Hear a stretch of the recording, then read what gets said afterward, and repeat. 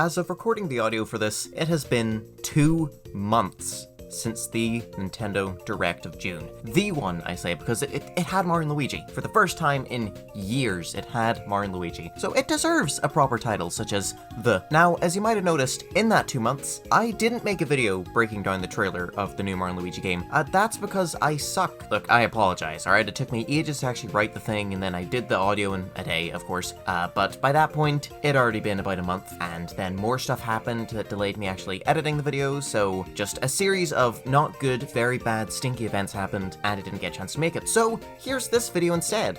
I had plans to bring the series back, so why not do it now? I mean, sure, it's a bit different because we actually have a new game on the horizon, and we've seen parts of it, but still, here's what I want in Mario and Luigi Brothership. Ignore how the thumbnail spoils like 90% of what I want to talk about. More complexity and difficulty in battles. See, ever since the second game of the series, really, battles have just been a bit too simple for my tastes. The very first game had the hand abilities, your fire one and your thunder one. Some enemies were weak to fire, some would heal from it, and same goes for thunder as well. That was fun, I liked that. Since your bros attacks later on would also use these hand abilities and thus also be either fire or thunder, there was an additional layer of complexity in battles. It wasn't that much, but at least you had to think, you know? You'd see an enemy heal and go, right, well, I can't use this then. Mario and Luigi Partners in Time didn't really have this, but at the very least, it did have the thing where all shrooms were weak to the ice flower. They just took a wee bit of extra damage. Plus there's like the occasional extra thing like that where, oh, well, logically this enemy would be weak to this, and hey, look, they were. But no, for the most part, yeah, they really decrease the amount of complexity. And then by the time we get to Bowser's Inside Story, as much as I love that game, yeah, no, it was completely gone by that point. On this screenshot, which I believe is from the eShop, you can actually see that there is an additional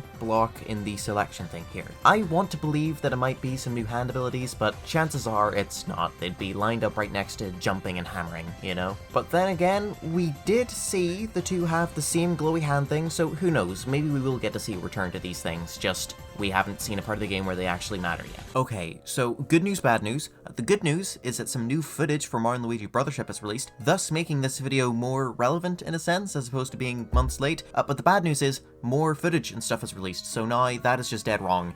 We actually seen the trailer, not quite a trailer, just a clip of the gameplay. It's like a weird plug thing. Another theory that I had was that it was to do with the badge system in this game, which we've seen 2 glowing plug sockets, so yeah, I'm pretty sure that those 2 things are linked. Mind you, we don't know exactly what these plug socket things will do yet, so maybe there'll be some sort of elemental weakness type thing. Maybe that's in the game through this. I don't know. I really don't. Earlier, I mentioned that Partners in Time has some amount of complexity in its battles. There is still something else I didn't discuss yet, and that's the fact that certain bros moves would have certain status effects applied to your enemies. Due to how this was random, unfortunately, I didn't really focus on the statuses as what I chose for each bros move. It was just a lucky little bonus when it happened. But even still, I think this system should be brought back. I mean, it just kind of makes sense. If you use the fire flower on an enemy, they should have the fire effect applied to them. Some enemies maybe don't because they can't catch fire, but like, if they're made of wood, for example, let them burn, man. In fact, have it do extra damage. You know, bring systems like that back in here, so whenever you are choosing bros attack, you don't just go for the most powerful one. That has always been the biggest problem in this series, is that unless they're like a spiked enemy, so any bros attacks involving jumping can't be used, or one that deflects ones that involve hitting something at them, there is very little reason not to always use your most powerful thing, which is always just whatever you've just unlocked. Except for Superstar Saga and Partners in Time. Sort of. With Partners in Time, I still use the green shell, but like the cannonball one, the trampoline one, and the copy flower, those are all pretty much identical in my eyes, if not just like one is better than the next, which is better than the next, you know? Like, why would I use the very slow to start trampoline when I can just use the copy flower, which starts way faster and does more damage because it's faster? Why would I use the cannonballer if I've got 2 infinitely going versions of it, essentially? If they take the Superstar Saga approach of having each bros move be quite different and usable in so many different ways, I think they will be in for something much better here, a much more balanced game where you aren't just using whatever you've just unlocked, you're using a variety of things. And, looping back to the start of the section, maybe the way to do that, the way to add this complexity, the way to add this need to keep on switching is through having elemental things applied. Maybe you don't bring back Fire and Thunder, but you have something similar. You have a sort of similar rock, paper, scissors-esque system. Look at the way, as much as I hate these side modes, the Bowser Jr.'s Journey and Bowser's Minions modes did things. You had your melee enemies, your flying ones, and you had your ranged ones. Bring a system like that in, where hey, this is a ranged attack.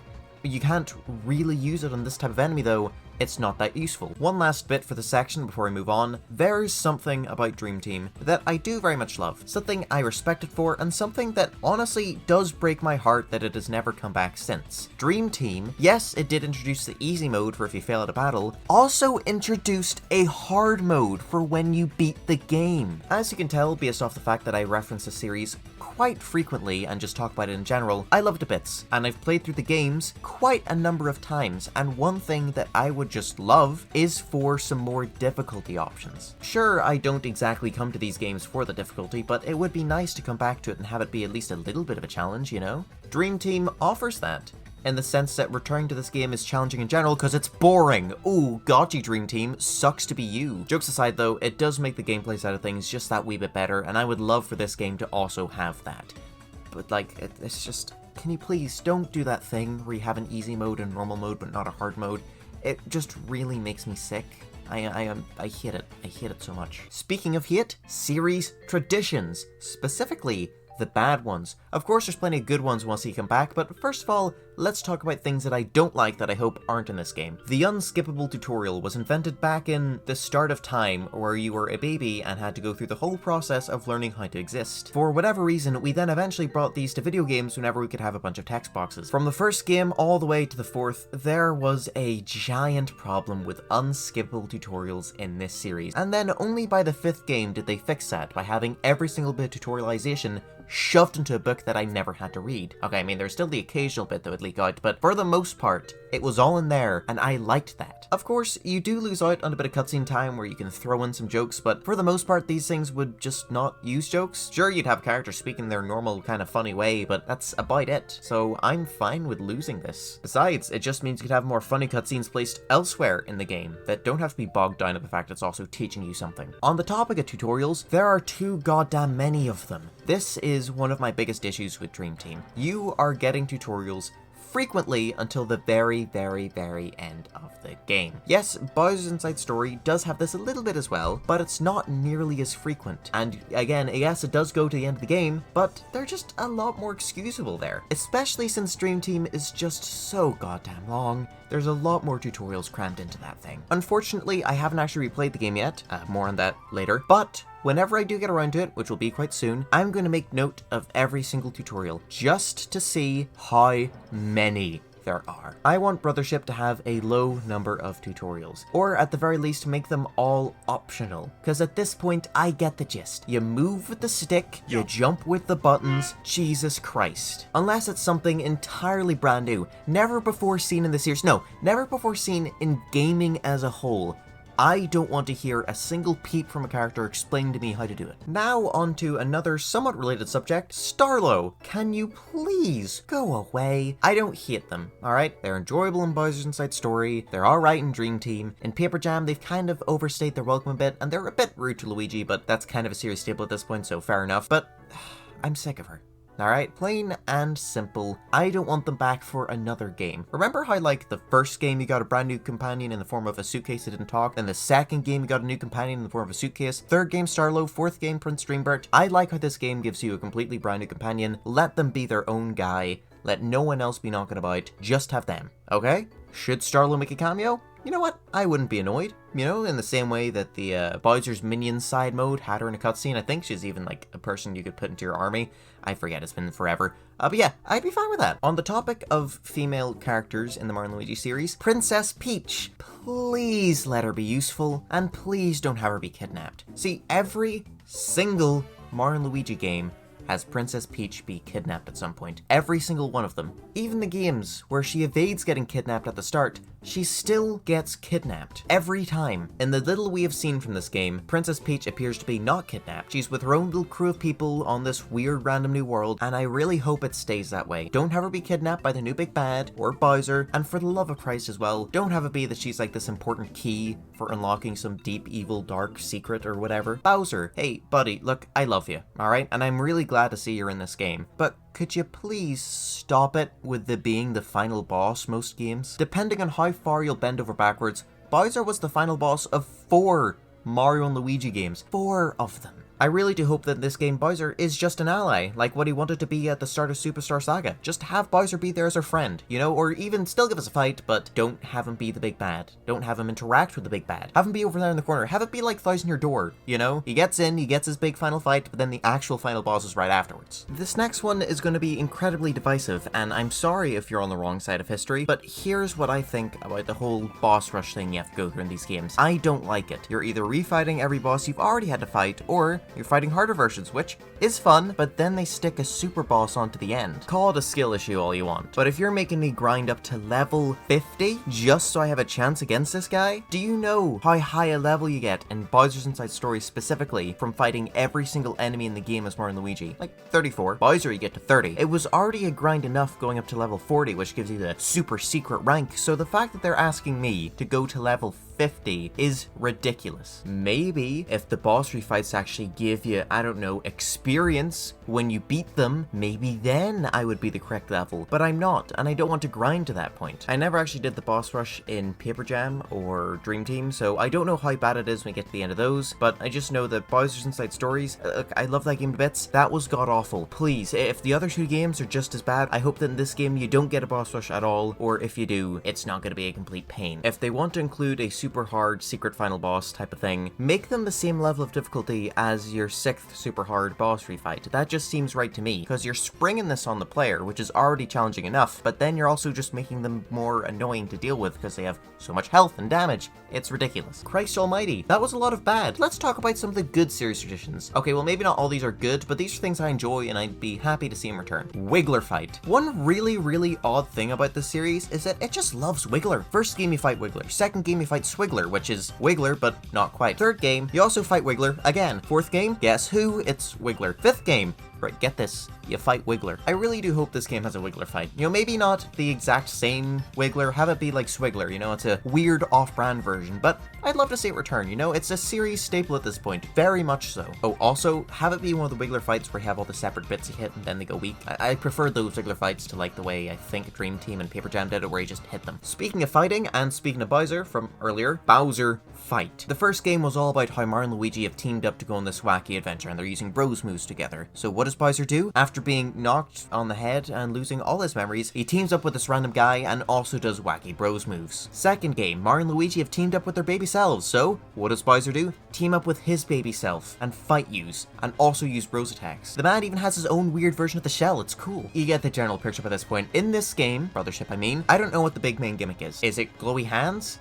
Maybe. Point is, let Bowser also have whatever gimmick we have in the fight we get against him. Now, I know I was just saying I don't want a Bowser fight, but no, I mean I don't want one as the big final boss. I just want him to be like this wacky guy that we encounter. Sometimes he's helping us, sometimes he's not. Just something like that, you know? Beans. Beans are something that really shouldn't have been a series staple, but they just became one, and honestly, I'm kind of happy they did. Of course, the way that beans function did change based off of the games. In the first game, it was this thing you collected so you can make coffee. Second game, thing you collected so you can trade in for badges. Said badges ended up kind of being useless halfway through the game because like you just got better versions of them. And then in the third game onwards, I believe, it became this thing which you'd use to up a point on whichever guy you want. You know, it's a POW bean. Use on yourself to give yourself power. But one thing has remained the same, and it's that it's always a thing you find underground you get with the drill move marked with an X. Now, I did go through the trailers very thoroughly, right? Keep that in mind. I still did write a script for breaking down the trailer, so I know for a fact that in the footage we have so far, there was not a single bean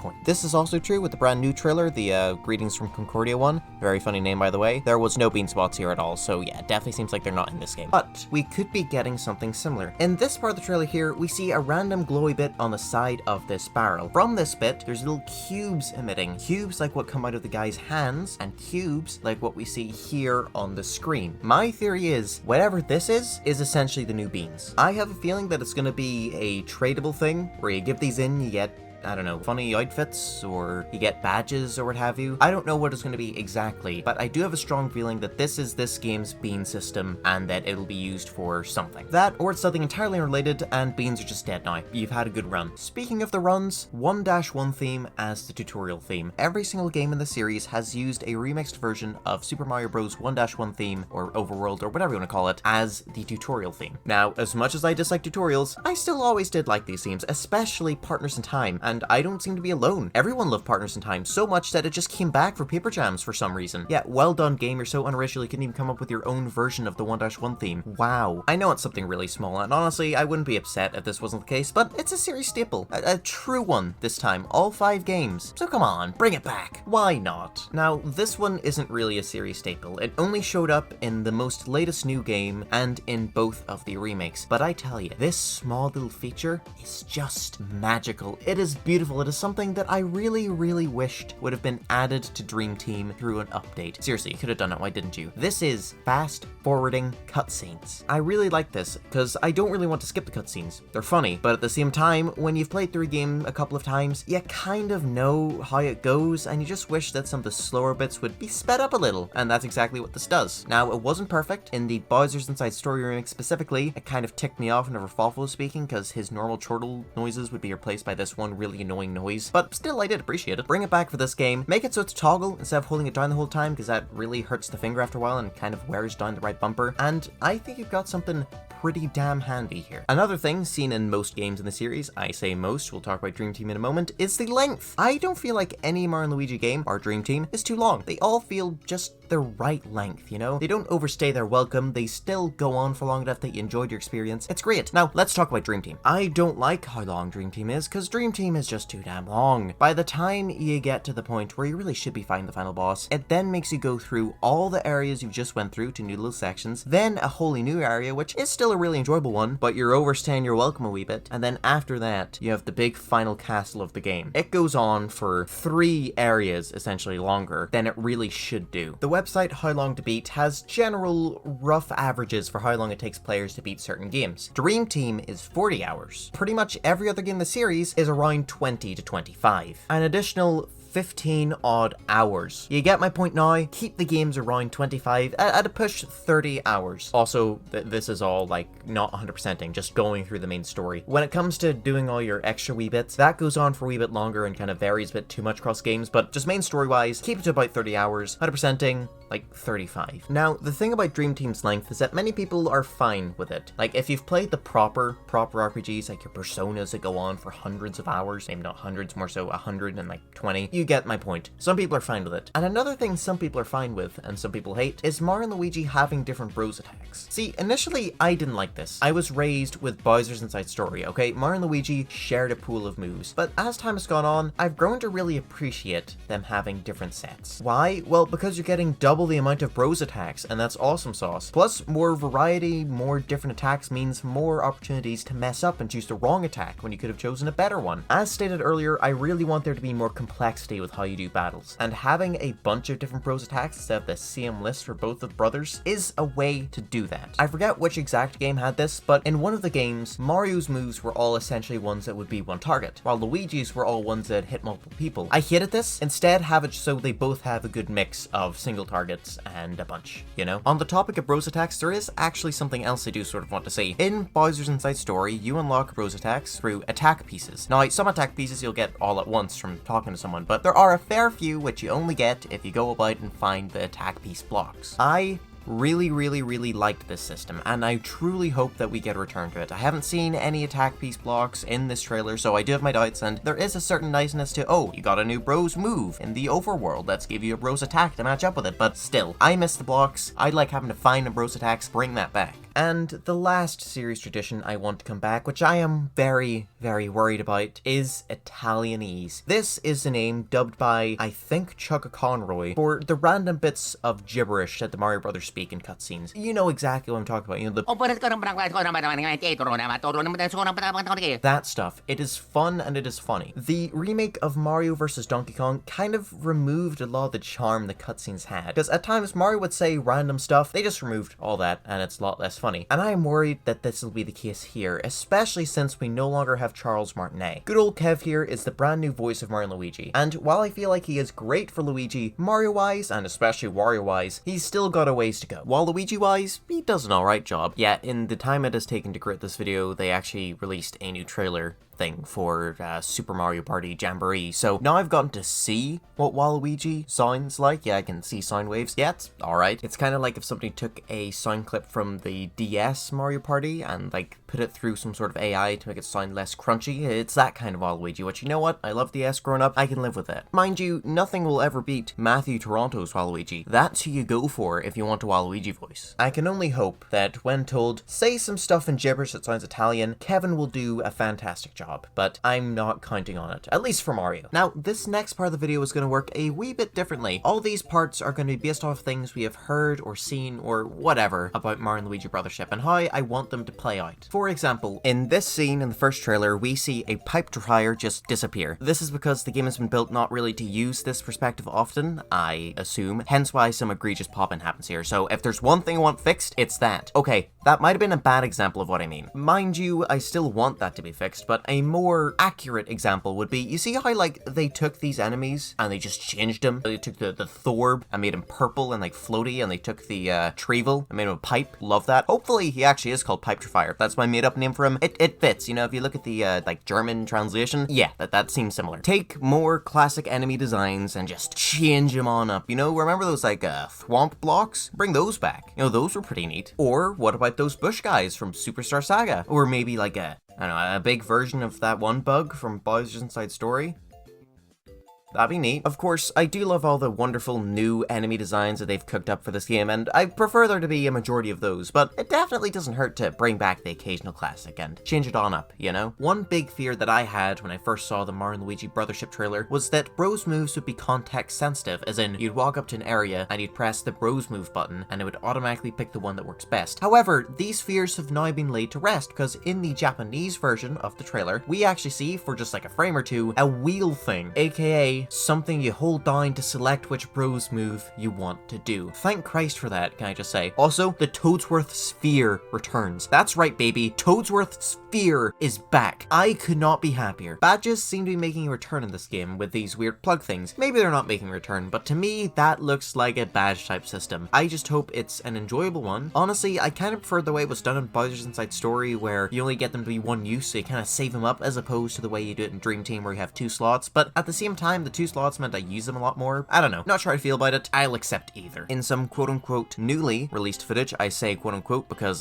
well, it was new when I spoke about it here, we see that the mystery block has a plug on it. In Mario and Luigi, Bowser's Inside Story, there was a badge block. It's a block you can swap your badges with, and this is going to be a thing where you swap your plugs instead of swapping the badges. It's a thing. It's the same thing. Probably. I mean, like, if you have a better idea what this could be, let me know, but come on. This is Mario and Luigi game. It's going to be a badge thing. The return of shorter Bros moves is what I was going to talk about here. It was recently revealed that the funny little moves we saw is what the regular jump and hammer attacks look like, not little Bros moves. Now, the actual Bros moves we've seen, they well, they last a wee while, sort of. The actual gameplay of them isn't the longest, it's just the animation at the end. And yes, the animation is cool. I'd rather not have to sit through it over and over and over and over and over again. If they could just, like, slap a little fast forward button, just right on into the battles as well, you know, that'd be really great. That'd be mighty handy. I'd love that. In the description for this game on Nintendo's website and in other locations as well, we have been told that in this game you will encounter familiar faces from the Mushroom Kingdom,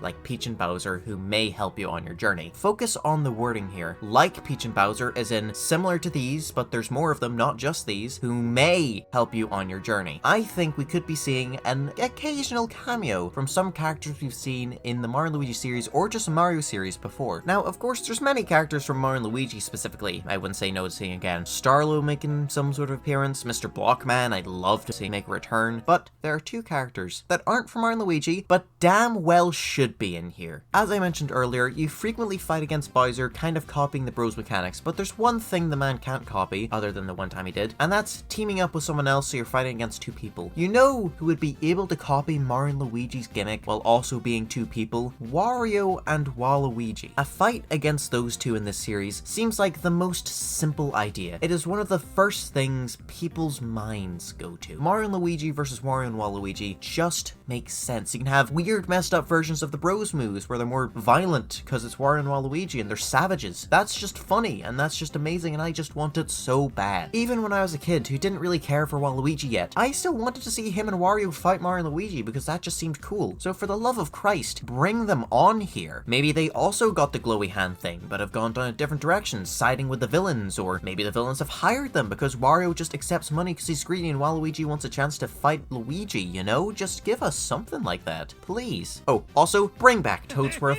For God's sake, man, Toadsworth has been dead for so many goddamn years, and I miss the little guy. He is supposed to show up in the Mario movie, they cut him out because Nintendo are evil. Bring him back. Bring back Toadsworth. He is funny. Now, I know I said that this part of the video is focused on things that we already know, instead of, like, going back to series traditions, but there's this really important one I want to see come back. Choosing which stat to increase. Yeah, baby. Okay, it's not that. Although, in all fairness, that should come back. I don't get why Paper Jam dropped it. No. One thing that I want here is for this game to have an amazing soundtrack. From the very start of the series, we have had a bunch of fantastic songs in every game. Superstar Saga had its main battle theme, your Fighting Popple music, your Bean Bean Grasslands music, your Oho Oasis. So many really memorable, really enjoyable tracks, even when limited by the Game Boy Advance's, well, limited audio processing. Partners in Time had pretty much every single boss theme. I mean, what, Bowser's, Princess Shroob's, Elder Princess Shroob's, the general one, they were all pretty damn good. Mix that with Gritzy Desert and the best versions of the 1-1 theme and Princess Peach's castle theme I've ever heard. And yeah, no, I'd say it did a pretty good job musically. Then we move on to Bowser's Inside Story. Where do I even begin? I don't know, the main battle theme for Mario and Luigi, main battle theme for Bowser, your boss theme, your final boss theme, even stuff like Grasslands All the Way, which may or may not be the official title. It's what plays in like Blubble Lake and stuff, you know? Cappy Cape Cave song and Black Beaches, just like every song in that game is just instantly something memorable and enjoyable and just feels really nice. It's still limited by the DS's, less limited than the Game Boy Advance, but still limited enough sound chip. But actually, does it have a sound chip? Point is, it's limited, but there's just enough wiggle room that you can fit some really good stuff in on there. And then you get onto the 3DS and you get all the songs from Dream Team. Like every battle theme, fantastic. Mount Pajama, the lower portion of it, fantastic as well. Moving on to Paper Jam, even Paper Jam. Paper Jam. No one cares about Paper Jam. But you know who did? Yoko Shimomura. The Grasslands theme, the Mountains theme, the bloody boss battle theme, your main fighting theme. Not your remake of the Superstar Saga battle theme. That sucked balls. But everything else, surprisingly good for a game this generic. From the songs we have gotten so far, I have hope. The very first song we listened to, that sounds like, what, young Bowser's from Partners in Time? That works. I could see that being Yoko Shimomura or just someone similarly as talented. The next song, admittedly, kinda generic, kinda boring, you know, it sounds a lot more like something you'd hear in just a big whimsical movie, or I don't know, it sounds like a, what, Overture? That big main Dragon's Quest song? It sounds like that. It doesn't sound Mario and Luigi enough. But the song afterwards, which is theoretically our main boss theme or a theme of the Extendo guys, that right there, that sounds like a Mario and Luigi theme. Having now seen some more trailers, we now know that this seems to be the battle theme of the game, which I'm alright with. It's, I don't know. I feel like it just takes a bit too long to build up for it to be a battle theme. Battles are quite short compared to boss battles, so I feel like the song needs to be a bit faster for that. Heck, even saying that, I'm not sure if the song even has a big switch up part. It just seems to kind of reset, and I don't know, I feel like the song just is missing another extra 30 seconds or something. Saying that though, this other new bit of music, which I have no clue what it's for, could be title screen, could be area theme, I don't know. I really do like, whoa. Whoa mama, that's a good song right there. I find it very, very interesting that the battle themes kind of motif is in this song. Maybe it's because it's, again, as I said, like a title screen type of thing, or if it's an area theme. That could mean we might get a new battle theme per area. Definitely, probably 100% not that, but a man can dream. I have very high hopes that even if it's not Yoko Shimomura returning once again, which I do doubt, but still, I do believe that whoever's the main music chap this game will do a cracking job. And now, one last request. One more hope. Honestly, everything else in this video, pointless. Who cares? You just wasted 33 odd minutes. Maybe. I actually don't know how much of this audio is going to be left in, so maybe you've only wasted 10 minutes. Good for you. I, at the very least, wasted 33 minutes. There is one aspect, one little tiny, well actually it's not that tiny, but one thing that I ask of this game, and it's that it's great. I want this game to be great. The Mario & Luigi series is just absolutely fantastic. Some games may be weaker than others, you know, your dream teams, your partners in times, your paper jams, but even then, that's only when you look at them together, look at them next to each other. Compared to most games out there, these are some of the best you can play. My hope is that this game can be on that same level. I don't care where exactly. There is a part of me that hopes it becomes my favorite. A part of me that hopes that after so long of waiting that we finally get a completely brand new game and that it was beyond worth it. My favorite game in the series is Bowser's Inside Story, and part of that is because it is just a phenomenal game and one of the strongest in the series, but I think a big part of it as well is that it's the first one that I played, and usually the first that you play is the one you gravitate towards. So having this game be good enough to dethrone that, to beat nostalgia, it's a bit of a tall order, so I'm not asking it that, but for it to be close, for it to be good enough that given I have a bad time playing through Bowser's Inside Story once, you know, maybe I get to the nose bit and get sick of it, maybe at least for a moment, I can consider this game better. I can consider Brothership being the best of the best. That'd be nice. As long as it's good as the rest of the series, I'll be beyond happy, man. I've waited so long. It's Mario & Luigi. It's something. Speaking of something, that is not what this video is anymore. It's over. You can go, but please don't. Please, there's a couple things I need to say. Pretty please. Pretty please. Once again, I apologize for not posting that full proper breakdown. If you're truly interested in all the like hundreds of tiny things I pointed out, I'll post like the Google Doc link in the description, I guess, but I don't think any of you will care. It's a bit hard to exactly get what I was getting at without visual aid, so not really the best read. I'm sorry it took me forever, but I had so many things on over the summer, which is usually a time of literally nothing, so it just left me with not enough time to actually do any video stuff, especially when I was out of the house, because you see, I do all the editing on my home computer. When I'm not near that, I can't really edit now, can I? That mistake is one I am learning from, and I'm actually trying to sort out how I can do editing on my laptop and my computer, bouncing it back and forth. For this video, didn't have that figured out, hence the millions of views it did. I still have done something Mario & Luigi. This here is the Days Luigi Twitter account. It's something I started ages back to count down how long we've been waiting since last Mario & Luigi. Then I kind of fell off because I didn't really give up hope, but I just can't be bothered to anymore. But then, when the new game was announced, every single day since, pretty much, I've drawn a character that's appeared in the series. Well, I don't want to say how far I am. As of recording this, I'm 61 days in. By the time I've edited it, it could be 62 or 69. That's funny. Or like 141, you know, one day before the game releases. I hope I'm not that slow. Point of the matter is, I've been doing it every day. I'd really appreciate it if you go check it out. I've learned how to draw better because of it. Hooray! As for other housekeeping stuff, I'm still planning to finish that Pikmin review before I move on to making any Mario & Luigi reviews. Will I manage to get any out before Brothership releases? No! As for recording and playing through the games, I've recorded and quote-unquote edited down all of Superstar Saga. Partners in Time, there's still a fair bit of editing I need to do. Then we got Bowser's Inside Story, which is going to be another finicky one because, like, do I show Bowser glugging the water, for example, at the top of the screen at all times, or do I fade him out because it doesn't matter anymore? It's hard to say exactly. I'll figure it out. Wee bit less editing because I seem to have fixed the issue with the connection, but at the same time, you also have whenever the screen turns for the big battles, so it's gonna be a whole thing. That's everything for realsies now. Christ, this video ended up a good 17 minutes longer than anticipated. Bye bye.